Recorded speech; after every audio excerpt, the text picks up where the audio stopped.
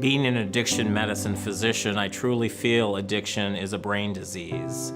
And the societies I work with, American Society of Addiction Medicine and the American Psychiatric Association, both support that. That's relatively new. I would say until maybe 10 years ago, many people just thought addictions were a weakness, a moral issue. We've now seen clearly the effects on the brain.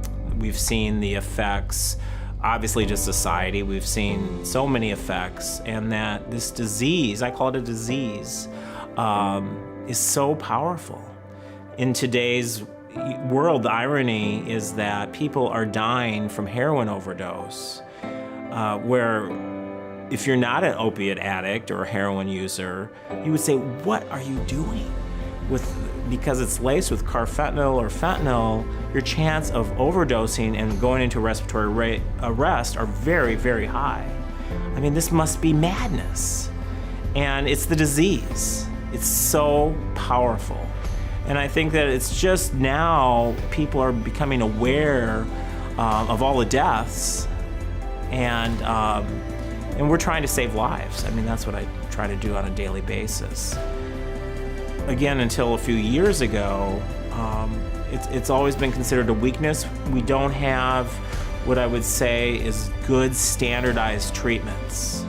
Yes, we have standardized protocols for withdrawal. I can detox most anyone off of anything without too much trouble, because I've been doing it for so many years and I've learned what works, what doesn't work. It's the art of medicine, I guess. But getting them to stay clean and sober is the real challenge. Detox is easy. That's the easy part. I like that. So now we have the medication-assisted therapies. My preference is the naltrexone, the Vivitrol, which is long-acting. It's not a narcotic. I'm trying to get people off drugs. I keep saying that because that's really what I'm trying to do.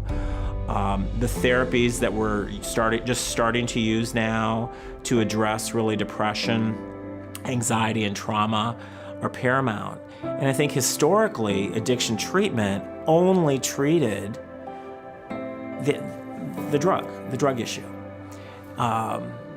There's many programs that even on their website don't even talk about treating the dual diagnosis component, which is critical for recovery. I mean, it's virtually impossible for someone to recover if they're depressed and anxious and not sleeping and craving nonstop. So we're just starting to do that. And again, I think that society is just starting to catch up. There are drug problems out there. Yes, we see all these deaths. A huge rise in overdoses now has allowed Congress and others to finally justify some treatment for some individuals, but it's just a few $1 billion. It's not gonna, if you divide that among the number of users we have out there, it's gonna barely touch it. When I started this field 32 years ago, there was no addiction medicine label. There was no training for addiction medicine. Now we have, I think, about 100 fellowship programs in the United States that do either addiction psychiatry or addiction medicine, and that's a yay. They graduate only 1 or 2 people a year, but hey, it's a start, right? And this field is just coming to its own, and it's an exciting time.